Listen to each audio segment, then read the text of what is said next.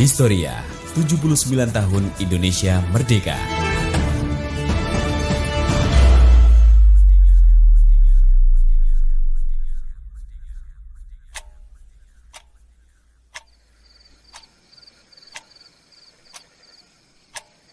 Selasa malam, 14 Agustus 1945.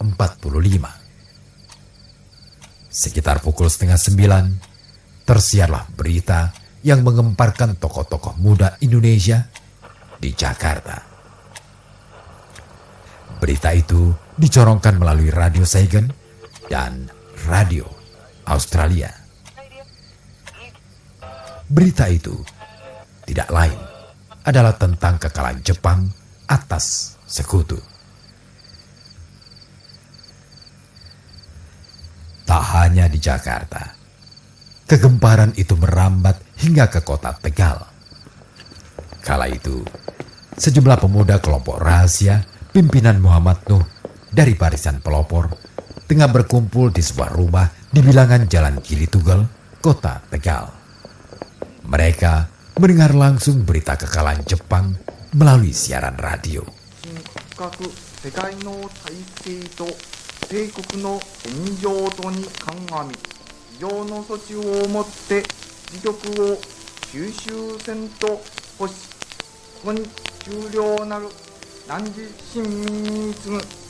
Bagi tokoh-tokoh pemuda, berita kekalahan Jepang tidak hanya mengemparkan, melainkan pula menjadi berita penting.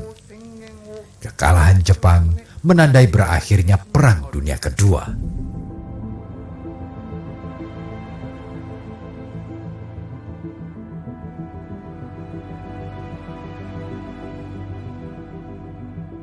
Tak pelak, berita itu lekas meruak ke segala penjuru.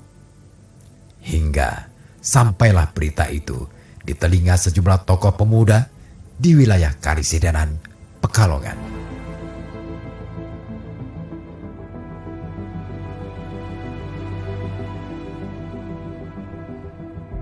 Akan tetapi, di balik kegemparan itu, muncullah pertanyaan besar.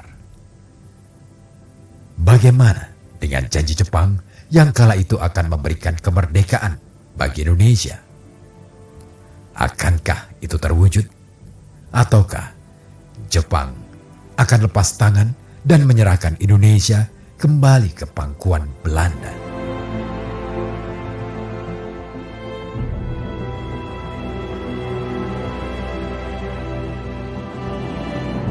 Pertanyaan-pertanyaan itu cukup menggelisahkan para pemuda kala itu. Sebab mereka tak menghendaki Indonesia kembali terjajah. Surrender of the Japanese. Believe me, ladies and gentlemen, it's a terrific sight as we stand here and see an ocean of people. The white hats of sailors standing out predominantly in the sea of heads that we can see both to our right and to our left. Tentu, tokoh-tokoh muda Indonesia tak tinggal diam setelah menerima berita kekalahan Jepang. Dalam rentang waktu yang tidak lama, yaitu 3 hari setelah berita itu tersiar, atau tepatnya tanggal 17 Agustus 1945, di Jakarta, suara lantang Bung Karno yang didampingi Bung Hatta tegas-tegas memproklamasikan kemerdekaan Indonesia. Proklamasi. Kami, bangsa Indonesia, dengan ini menyatakan kemerdekaan Indonesia. Hal-hal yang mengenai pemindahan kekuasaan dan lain-lain diselenggarakan dengan cara saksama dan dalam tempo yang sesingkat-singkatnya. Jakarta, 17 Agustus 1945, atas nama bangsa Indonesia, Soekarno Hatta.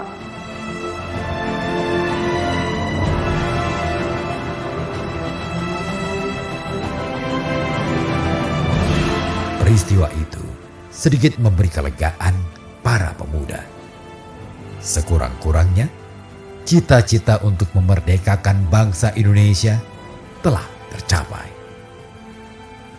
Dengan begitu, tamatlah segala bentuk penjajahan kekuasaan asing di bumi persada Indonesia. Tidak terkecuali di tanah Pekalongan.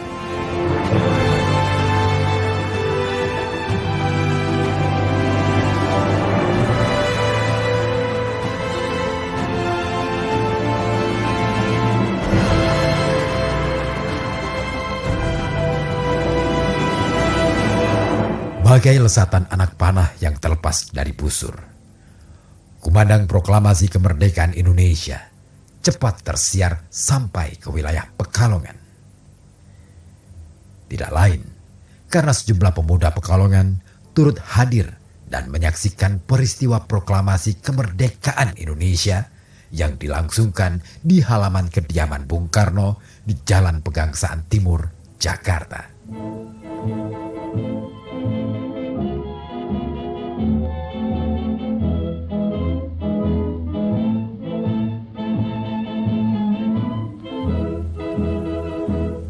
Peristiwa itu pula yang mengilhami sejumlah tokoh Pekalongan bertaruh nyawa untuk mengibarkan bendera merah putih di kota Pekalongan.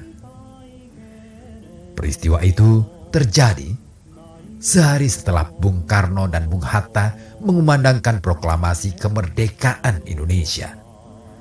Tepatnya pada hari Sabtu, tanggal 18 Agustus 1945.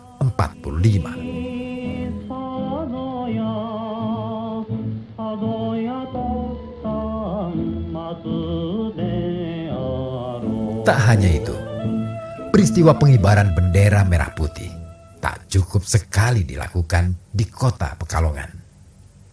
Akan tetapi dilakukan dalam 3 peristiwa.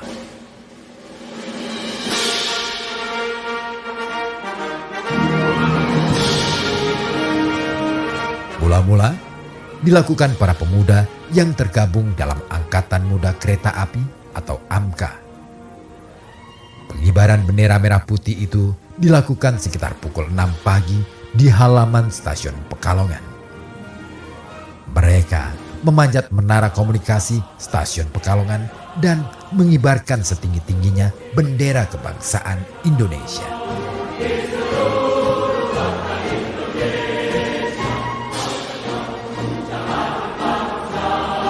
Setelah bendera merah putih itu berhasil mereka kibarkan, para pemuda AMKA melanjutkan aksi mereka dengan memeriksa seluruh penumpang kereta api. Mereka meminta agar seluruh penumpang kereta api mengenakan pita atau simbol merah putih. Peristiwa kedua dilakukan di Balai Kota Pekalongan. Adalah Sarli, salah seorang tokoh barisan pelopor Pekalongan yang bertaruh nyawa mengibarkan bendera merah putih itu di halaman Balai Kota Pekalongan.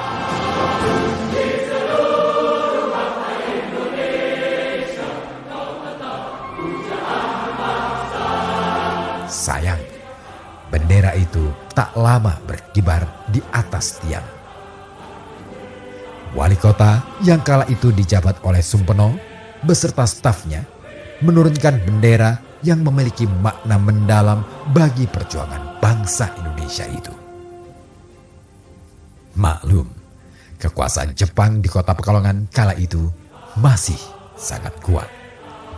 Tentara-tentara Jepang masih bersenjata lengkap, sehingga ia khawatir jika tentara Jepang akan mengambil sikap represif.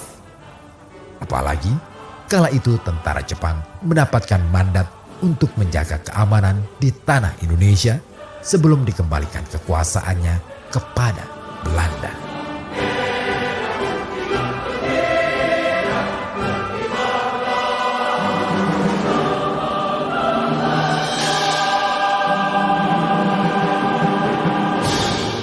Peristiwa pengibaran bendera merah putih juga terjadi di halaman kantor Pengadilan Negeri Pekalongan.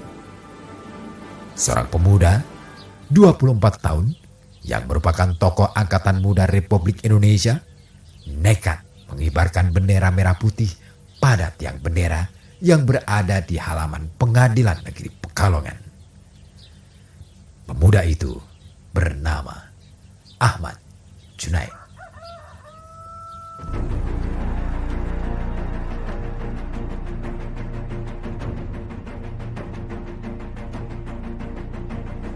Namun lagi-lagi, aksi pertaruhan nyawa tokoh muda itu rupanya tak berlangsung lama. Setelah bendera sebentar berkibar di atas tiang, sejumlah pegawai pengadilan menghambur keluar dan menurunkan bendera itu. Penurunan bendera itu tak lain atas perintah Hakim Suprapto. Tentu, penurunan bendera itu tidak tanpa alasan. Kala itu, Hakim Suprapto terpaksa melakukannya karena ia ingin menjaga situasi Kota Pekalongan tetap kondusif. Lebih-lebih, pasukan Jepang terutama dari Genpetai kerap menjalankan aksi show of force yang menteror masyarakat Kota Pekalongan.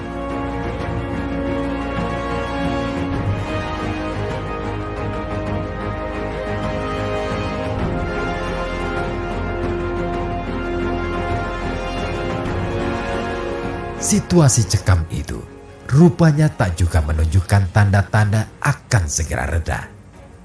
Sampai-sampai untuk kali pertamanya Presiden Republik Indonesia Soekarno memaklumatkan sebuah perintah agar seluruh rakyat Indonesia menjaga persatuan dan perdamaian. Seruan itu dikumandangkan melalui Radio Republik Indonesia pada tanggal 23 Agustus 1945. Bangsa yang telah gandrung kemerdekaan tak dapat dipikat oleh kata-kata lagi. Kemerdekaan adalah seperti hidup dan mati. Tidak ada setengah hidup, tidak ada setengah mati. Hidup atau tidak hidup, mati atau tidak mati. Hidup atau mati, mati atau hidup. Merdeka atau tidak merdeka, tidak ada tingkatan lagi di antaranya.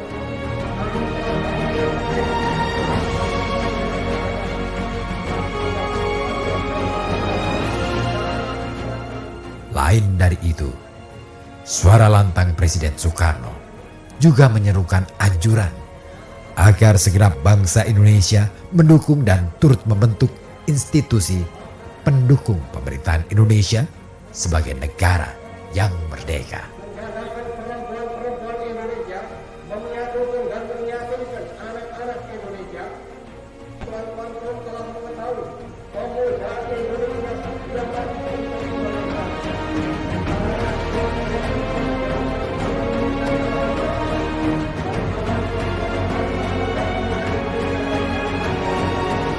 Sehari sebelum Presiden Soekarno memberi seruan itu, Panitia Persiapan Kemerdekaan Indonesia telah membentuk Komite Nasional Indonesia. Komite ini bertugas untuk membentuk Komite Nasional Indonesia Daerah atau KNIDA untuk tiap-tiap daerah. Fungsinya sebagai pengurus pemerintahan daerah dan pembentukan Badan Keamanan Rakyat.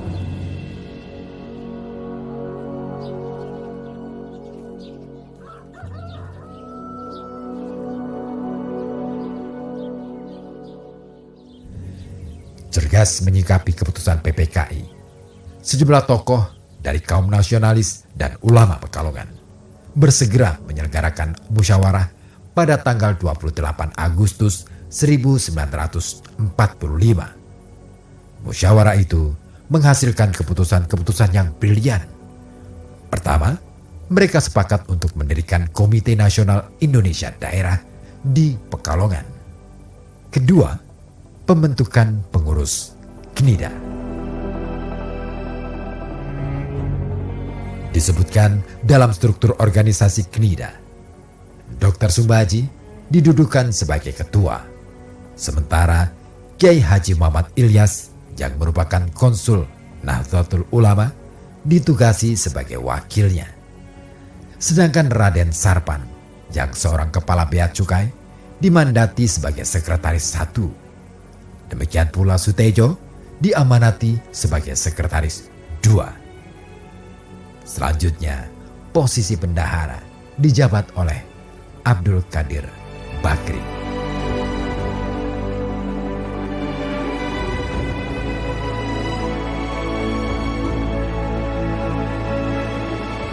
Tercatat pula beberapa nama lain sebagai anggota, seperti Dr. Mas yang merupakan kepala rumah sakit Pekalongan, Dr. Tupamahu, Raden Suprapto yang kala itu masih menjabat sebagai kepala pengadilan Pekalongan, Jauhar Arifin, Raden Citro Suwarmo dari Muhammadiyah, Sujono dan Kromolawi dari Partai Nasionalis Indonesia.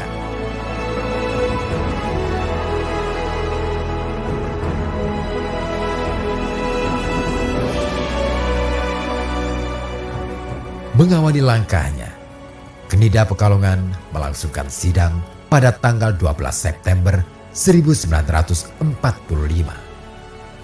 Sidang itu menghasilkan sebuah mosi yang ditujukan kepada Presiden Soekarno. Isinya menghendaki agar Mister Besar Martokusumo diangkat sebagai Residen Pekalongan.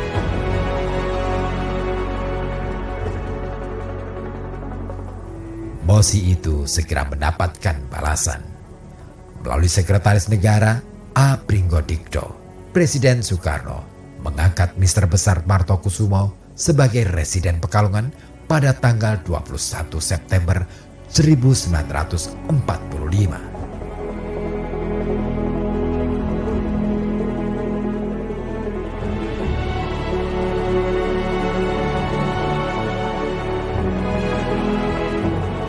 Setelah menerima mandat itu, Mister Besar segera menggelar perundingan dengan Jepang yang kala itu diwakili oleh pejabat Kenpetai.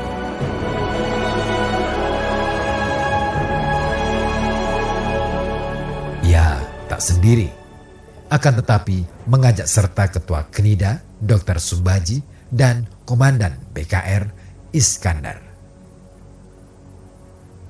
Salah satu pokok soal yang dibahas adalah mengenai persiapan Jepang untuk angkat kaki dari tanah Pekalongan. Sayang, Kenpetai tak menunjukkan itikat baik. Mereka terus saja mengulur waktu dan menganggap remeh perwakilan pemerintah Pekalongan.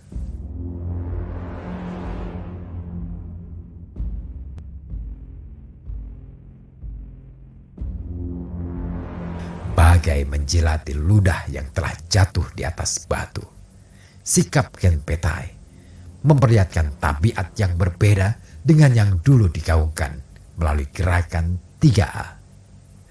Mereka rupa-rupanya masih ingin mencengkeram kedaulatan negeri ini.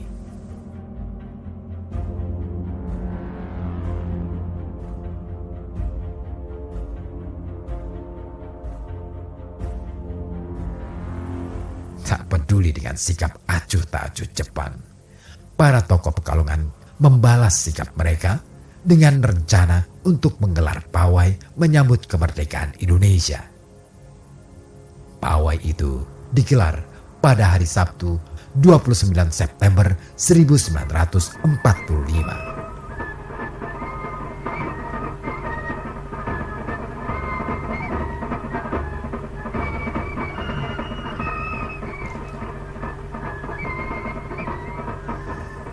Sejak pukul 7 pagi, ribuan orang berbondong-bondong menghadiri pawai itu. Tua muda, laki-laki dan perempuan, semua tumpah di jalanan kota Pekalongan. Bahkan, panjang barisan pawai itu mencapai 3 kilometer.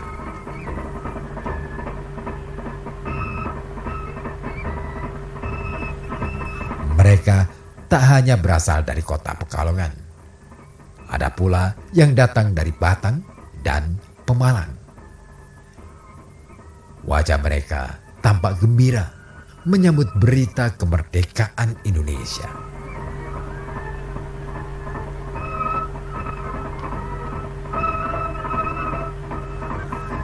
Sesampai di alun-alun Pekalongan, seluruh peserta pawai dikumpulkan untuk mendengar pidato dari Mister Besar. Di hadapan ribuan peserta pawai, lantang Mister Besar menyuarakan kabar tentang kemerdekaan Indonesia. Tidak hanya itu, Mister Besar tegas-tegas menyatakan bahwa Pekalongan merupakan bagian dari Negara Kesatuan Republik Indonesia. Menuju bahagia, itulah tujuan kita, itu selama-lamanya. Pidato singkat itu disambut gembira seluruh peserta pawai. Ribuan orang yang berkumpul di alun-alun merasa mendapatkan suntikan semangat. Mereka tak lagi takut kepada Jepang.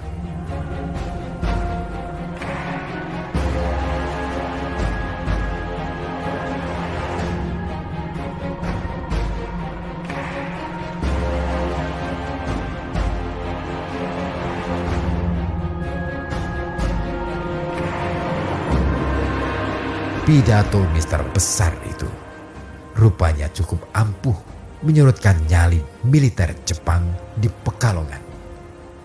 Mereka terdesak, situasi pun semakin memanas. Sampai akhirnya mereka menyatakan kesediaan untuk berunding dengan perwakilan Pekalongan.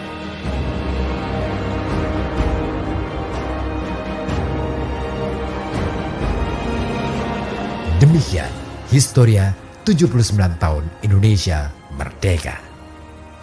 Persembahan FM 91,2 Radio Kota Bati. Penulis naskah Muhammad Dirhamsyah. Produser Hairul Adib. Asisten produser Ainur Rafiq. Dan saya Ribut Ahwani, editor sekaligus narator, pamit undur diri. Sampai jumpa.